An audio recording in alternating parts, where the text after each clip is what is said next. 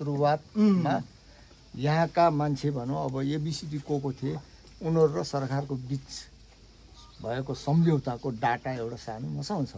मलाई अलिकति बोल्न दिनुहोस्, मेरो समय कम छ है। म घर जान्छु है। मेरो नुवाकोट घर, म खेमबहादुर थापा हो। यही सिसिडोल पेरिफेरीमै हो मेरो घर, टाढा छैन है। अब रहेको कुरो म अलिकति सुझाव दिएर जान्छु। तपाईँको लामो रहेछ, मेरो छोटो छ। एउटा कुरो के छ भन्दाखेरिमा सबभन्दा राम्रो काम चाहिँ यो फोहोर चाहेको कसैले पनि छैन, बुझिन्छ हामी है। फोहोर चाहेको कसैलाई पनि छैन होइन। बल जबत गरेर चाहिन्छ भने यो पाए हुन्थ्यो, यो पाए हुन्थ्यो भन्ने कुरो आशय सबैको छ। तर आशय के छ भन्दाखेरि टोल गाउँ आफआफ्नो छुट्टै छुट्टै ठाउँको भनौँ न आशय छ। छुट्टा छुट्टै उसलाई के चाहियो, उसलाई के चाहियो, उसलाई के चाहियो, उसलाई के चाहियो, एबिसिडी होइन। अब यो दुःख दिएको छ फोहोरले कहाँदेखि भने बाइपासबाट निस्किँदेखि नै दुःख दिएको छ। सुन्नुहोस्, अनि गएको कुरो के छ भन्दा विगतको थाहा भएको कुरोहरू म यहाँ अवगत गराउँछु। पहिला सुरुमा यो हामीले फोहोर ल्याउन दिँदाखेरिमा के भयो भन्दा बाटो आएन। यो त दक्षिण भेटमा कुनै नेताले पनि हेर्दैन, बाटो आएन।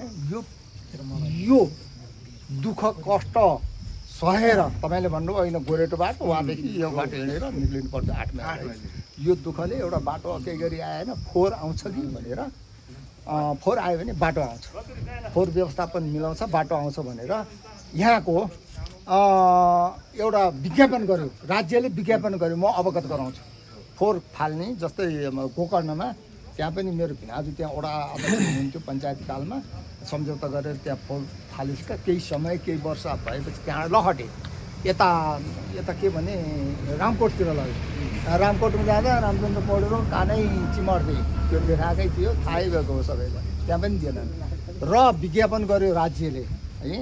राज्यले विज्ञापन गर्दाखेरि अनि यहाँबाट हाम्रो अर्जुन नेउपानेले यहाँ उचित ठाउँ छ भनेर एउटा निवेदन लेखेर दियो है। यी भएको डाटा र डकुमेन्टहरू तपाईँहरू कोट्याउन सक्नुहुन्छ। केही थोर बहुत हामीसँग पनि छ। अनि त्यहाँबाट त्यसमा सग्लाउन त म चाहिँ छैन फेरि, किन भन्दाखेरि छैन। अब के म निवेदनदाता हो र म निवेदनदाता हो र म भएको कुरो प्रष्ट के छ सत्य है गर्दैछु। अनि सुन्नु न, यहाँनिर सबै भन्नको अर्थ कहाँ जान्छ भने त्यो बेलाको जनप्रतिनिधिको साइन हालिदिन्छ, सबै त्यहाँ जान्छ।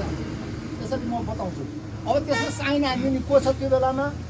तपाईँहरूको छत्र देउरालीको ऋषिकेशर कोरे ल रामराज पाण्डे हो, तपाईँलाई थाहा छ होइन। अनि यहाँ सही हालिदिने को छ? रामकृष्ण बलामी जनप्रतिनिधि। अनि फेरि त्यहाँबाट जितपुरको को छ? काठमाडौँ जितपुरको के विष्णु अर्याले हो गाविस अध्यक्ष। अनि त्यसपछि को छ भन्दाखेरि यहाँको राजेन्द्र पाण्डे, नुवाकोटको अर्जुनदर सिंह केसी, अनि के रामशरण महत, प्रकाश चन्द्र लोहनी, अनि यता काठमाडौँको के श्रेष्ठ थिए, राजेन्द्र श्रेष्ठ। त्यहाँ उद्घाटन गर्दाखेरिमा राजेन्द्र श्रेष्ठले पोइन्ट लिएको त्यो बसपारकबाट सिधै ल्याएर यो जरुङको निस्किने तिनपिपले यो बाटो हुन्छ भने हुन्छ, नत्र हुँदैन, शिलान्यासै गर्न नदिने भनेर उसले पोइन्ट लिएको भएर त्यो बाटो खोलिआएको, नत्र त्यहाँबाट खोलिँदैन थियो, यहीँबाट आउँथ्यो है। अनि हाम्रो रामकृष्ण बलामीले र हाम्रो नुवाकोटको नेताले तिनपिलीबाट कागती गाउँ हुँदै नत्र बाटो यता आउँथ्यो, यो आपचौर भन्छ नि 8 माइल बाटो यता आउँथ्यो। यहाँ कुरो बुझ्नु भएन कि आफ्नो ठाउँबाट विकास गर्ने बाटो चाहिन्छ भनेर पाइट लिएर अनि शिलान्यास गरेको हो है।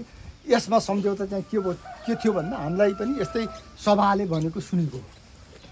काठमाडौँबाट फोहोर ल्याउने काँडा काठमाडौँ नगरपालिका र ललितपुर नगरपालिका, भक्तपुरको होइन, 2 नगरपालिकाको फोहोर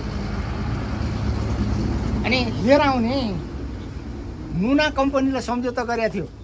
ग्यास के अरे मल बनाउने होइन, यो जुन लिचेट हुन्छ नि, लिचेटलाई चाहिँ अनि प्रदर्शन गर्ने, त्यसबाट के एल्युमिनियम सल्फेट बनाउने, ग्यास बनाउने होइन, अनि फिल्टर गरेर खान योग्य भएपछि ऊ त्यहाँ तल माछा पाल्ने र अनि मात्र खोलामा हाल्ने त्यो सम्झौता छ। तपाईँले एउटा भुलेको रामचन्द्र पौडेल होला रामचन्द्र पौडेल त्यो त स्थानीय विकास मन्त्री यस्तो गरिदिनु भाइ यसैलाई अब सकाइदिनु। सुन्नु